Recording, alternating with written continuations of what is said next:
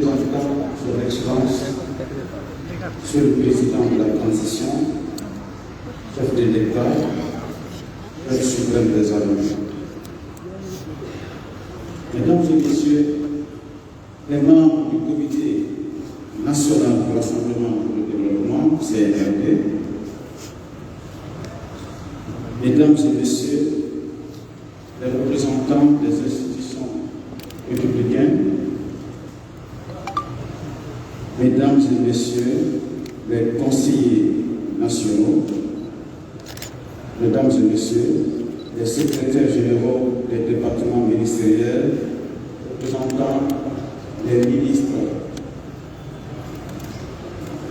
Mesdames et Messieurs, les membres du corps diplomatique et consulaire accrédités en République de Guinée, Mesdames et Messieurs, les membres des représentations des organisations internationales accréditées en Guinée, Mesdames et Messieurs, les représentants des partis politiques, de la société civile, du secteur privé, Mesdames et Messieurs,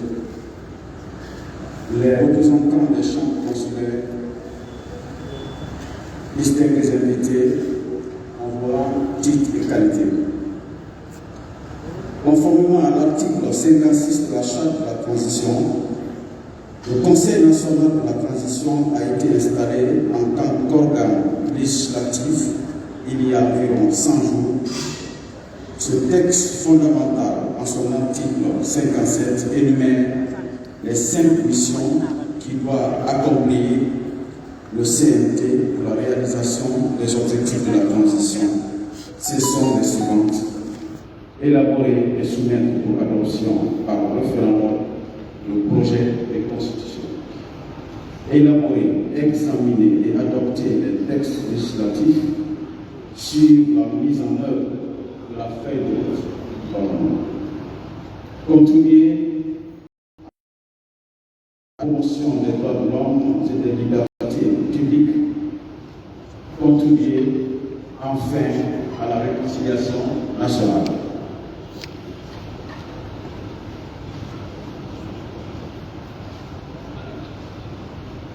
Mesdames et Messieurs, distingués invités, comme nation, la berge de notre destinée républicaine. Notre pays, après des décennies d'immobilisme, d'hésitation, de divergences politiques extériorisées le plus souvent dans la haine et les violences de tous ordres, et puis le 5 septembre, sous le leadership d'une nouvelle génération, à sa tête le colonel courageux et visionnaire, est manifestement à la croisée des chemins. Croisée entre un passé proche pour eux et la quête inlassable de construction d'une république forte de la diversité de ses ethnies et sa recherche culturelle, mais surtout fière de l'immensité de ses ressources nationales. Contraint entre autres par l'ardoise mémorielle controversée d'un passé non assumé à la fois par les dirigeants et nos compatriotes, qui a conduit à des choix politiques parfois discriminatoires, partisans et surtout entretenus par une impunité quasi totale qui a sapé les fondements de la République. Désorganiser et décrédibiliser l'État et déchiqueter le tissu social. Et surtout, dont les souvenirs encore insupportables nous ont conduits à cette transition qui doit déboucher sur le retour à une vie constitutionnelle garantie par des lois revêtant consensus et intangibilité, mais également soutenues par des institutions démocratiques solides et légitimes. À cette fin, le 27 septembre 2021, notre pays s'est doté d'une charte qui fait office de loi de référence de la transition et détermine, entre autres, l'organisation et le fonctionnement des organes de la transition. Mesdames et Messieurs, honorables conseillers nationaux, depuis notre prise de fonction, d'intenses travaux ont été réalisés malgré le jeune âge de l'organe parlementaire de la transition, parce que convaincus de notre bonne foi et notre dévouement constant et inconditionnel à la République, Nous avons fait serment et nous acquitter du devoir de poser le solide socle d'une république irréversiblement projetée vers le développement et l'émergence dans l'unité, la paix, la sécurité pour le mieux-être de chaque citoyenne et de chaque citoyen de notre pays. Les transitions, malgré l'angoisse que cela suscite, sont des périodes propices pour redéfinir les fondamentaux de la République autour des règles intangibles et irrévocables enracinées sur le socle d'institutions solides, légitimes, à condition qu'elles soient menées dans la paix et le respect des valeurs communes qui transcendent les clivages identitaires, régionalistes et communautaristes. Pour bien comprendre et illustrer le principe forte, nous l'avons conceptualisé dans une critique. Ce sont d'abord des institutions créées et qui fonctionnent sur la base de textes législatifs qui reposent sur des principes ou règles universelles de la démocratie et qui intègrent les réalités sociopolitiques nouvelles en rendu rapide. Nous vivons dans une époque où les frontières s'extendent, où le temps se réduit à l'instantanéité, de sorte qu'au cours d'une année, l'humanité fait l'ouvrage d'un siècle. Monsieur le ministre, directeur de cabinet à la présidence, représentant son Excellence, Monsieur le Président de la Transition, honorables invités, alors il est important que nous vous laissions le bilan des 100 jours de l'organe collégial et libéral de la transition qu'est le CNT. C'est sur les 81 membres qui composent notre institution que le président de la transition, sans préjuger du choix de nos structures respectives, a placé sa confiance au nom du peuple de Guinée pour représenter la nation guinéenne dans sa diversité sociale, politique et culturelle. Mais avant, permettez-moi d'abord, mesdames et messieurs, de remercier et d'exprimer toute ma reconnaissance à son Excellence, Monsieur le Président de la Transition, chef de l'État, chef suprême de l'armée, le colonel Mamadi Doumbouya, et le président de la République. Pour la garantie d'un fonctionnement normal de nos institutions en toute indépendance. Pour revenir au bilan du CNT, sans chercher nécessairement à être exhaustif, je me fais le devoir d'égrener quelques activités réalisées en notre nom, honorable professeur. Premièrement, la tenue des plénières. À la suite de leur nomination, le samedi 22 par le président de la transition, les 80 conseils nationaux ont pris fonction le 5 février 2022 dans l'hémicycle du Palais de Peuple.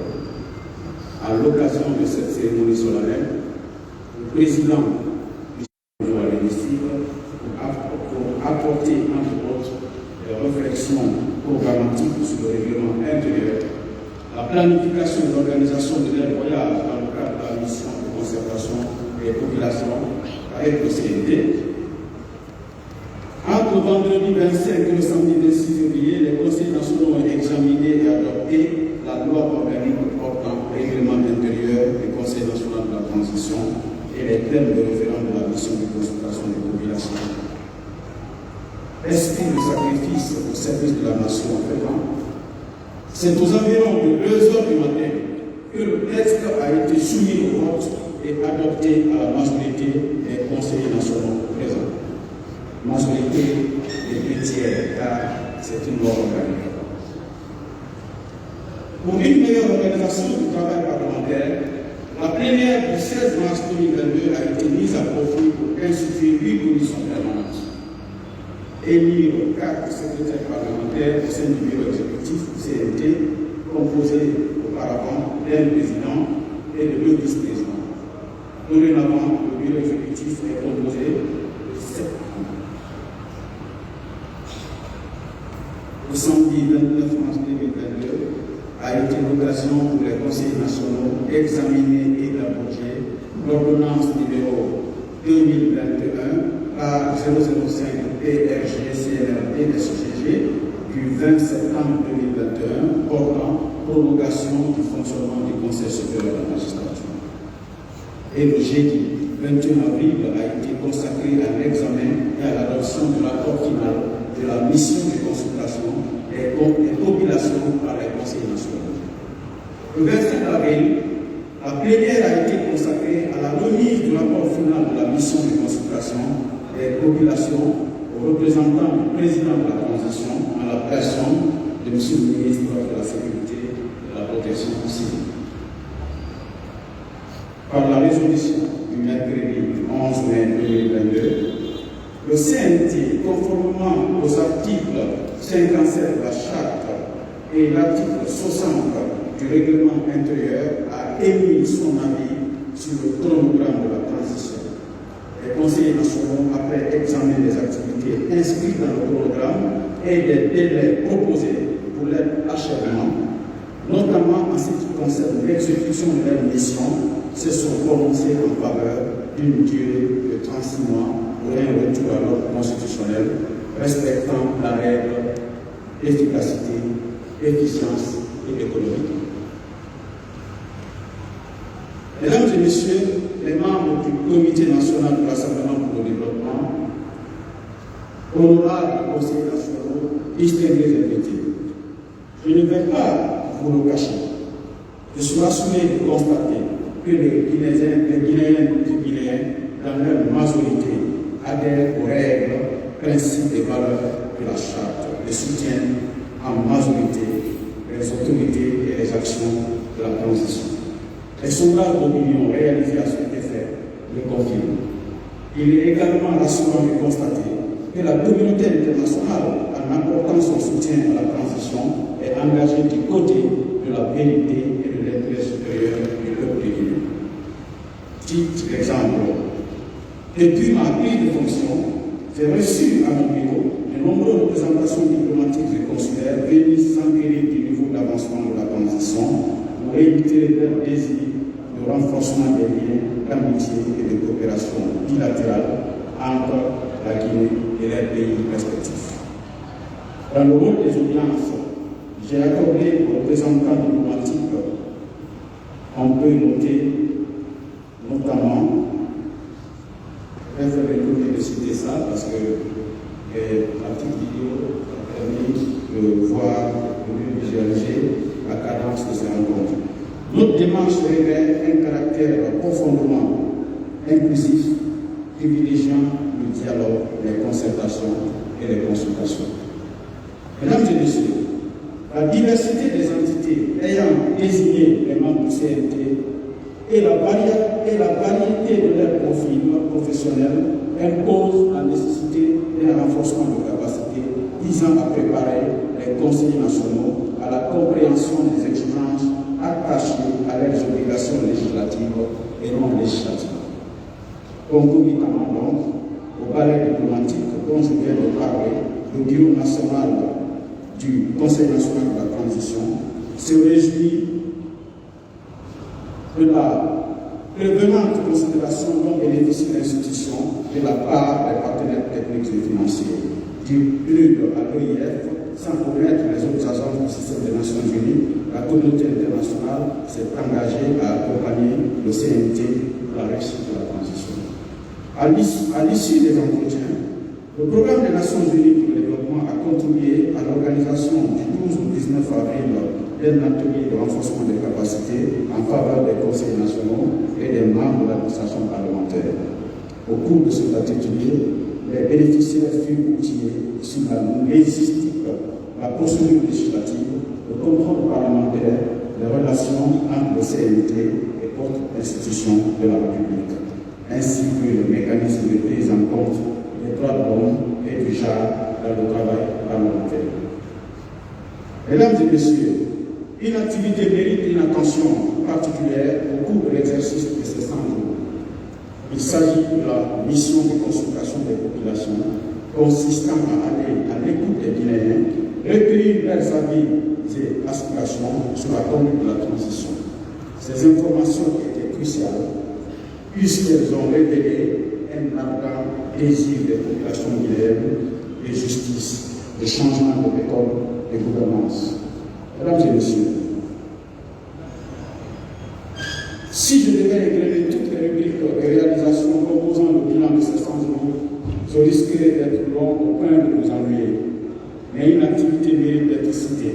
C'est la participation remarquée des conseillers nationaux à leur tête du deuxième vice-président du CNT aux assises nationales sur la vérité et le pardon qui ont eu lieu dans notre pays. Cette participation et l'expérience qui en a résulté facilitera notre mission de contribution à la réconciliation nationale. C'est pour cette raison que je vous décline en ces quelques mots le fin des perspectives de l'organe dont j'ai la lourde charge de diriger. À ce sujet, les futures négociations entre la République populaire de Chine et la Guinée ouvrent de nouvelles espérances pour le démarrage effectif de la construction du siège du Parlement guinéen sur une superficie de 3,2 hectares sur le site directionnel de Kodoma. Il nous tient singulièrement à cœur de pouvoir procéder à la remise officielle des clés du siège de la prochaine Assemblée nationale. À ce jour, toutes les obligations qui tiennent au CNT sont à grande majorité accomplies. Voudrais-je signaler ainsi que dans le cadre de la mise en œuvre du chronogramme de la transition et conformément à ses missions, notre institution a entamé un processus de planification stratégique qui sera assorti d'un plan d'action opérationnel par commission. Dans le cadre du suivi de l'action gouvernementale, le CNT a déjà saisi le Premier ministre chef du gouvernement afin de présenter aux conseillers nationaux la feuille de route du gouvernement de la transition. Le CNT se prépare à recevoir le gouvernement pour la tenue très prochaine du débat d'orientation budgétaire avant l'examen et l'adoption de la loi des finances rectificatives. À la lumière des recommandations des missions des conseils nationaux et des contributions adressées au CNT par des citoyens, l'institution amorcera l'écriture de la nouvelle constitution dans les prochaines semaines. Pour conférer à ce processus la transparence et la crédibilité qu'il requiert, le CNT poursuivra les échanges avec les composantes sociopolitiques de la nation, y compris les personnes ressources, les institutions sœurs de la sous-région et du continent, afin de mobiliser les expériences et les bonnes pratiques les plus adaptées à la transition guinéenne. Depuis quelques jours, nous sommes entrés dans une nouvelle dimension de la transition. Nous connaissons désormais le chronogramme et la durée. Il est plus que jamais temps d'en appeler à la responsabilité des uns et des autres, au sens du devoir patriotique, mettant en avant notre mère patrie, la Guinée. Celle-ci ne pourra pas se construire dans l'instabilité. Qu'entraînent les manifestations récurrentes avec leur cortège de destruction de biens publics et privés et de pertes en vies humaines. J'en appelle à la conscience naissante juvénile, bénéficiaire et garante du futur de la Guinée. De toute évidence, le temps de la politique politicienne est révolu. Ce qui importe aujourd'hui pendant cette transition, c'est notre réussite collective.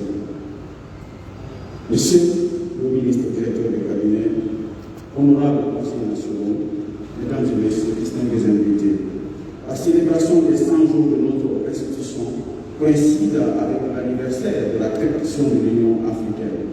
C'est le lieu pour nous de faire une pause et de porter un regard admirateur sur l'idéal qui a conduit les pères de l'indépendance africaine sur le parvis d'Addis Abeba.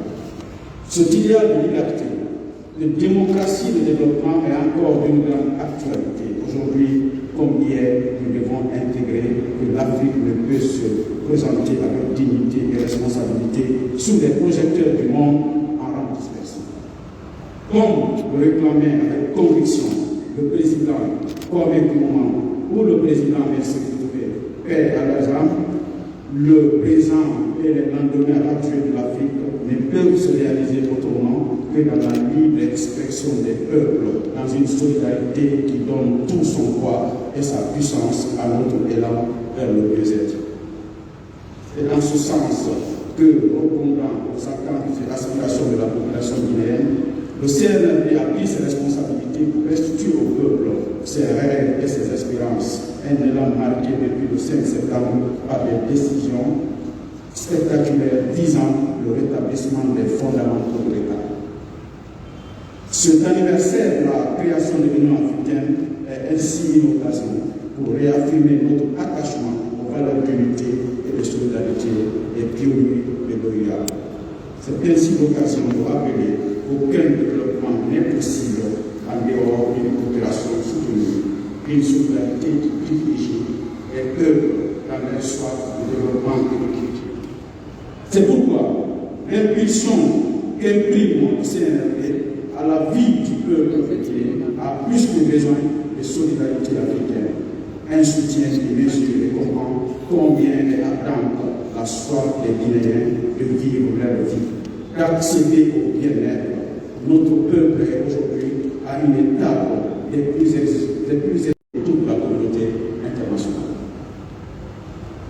Et pour finir, mesdames et messieurs, je voudrais que vous me permettez de m'incliner pieusement devant la mémoire de tous nos compatriotes tombés pour la défense des valeurs démocratiques et républicaines. Puisse Allah, le Tout-Puissant, nous fortifier dans nos désirs ardents, volonté de promouvoir le travail, la justice et la solidarité. Béni Dieu, béni la Guinée. Je vous remercie.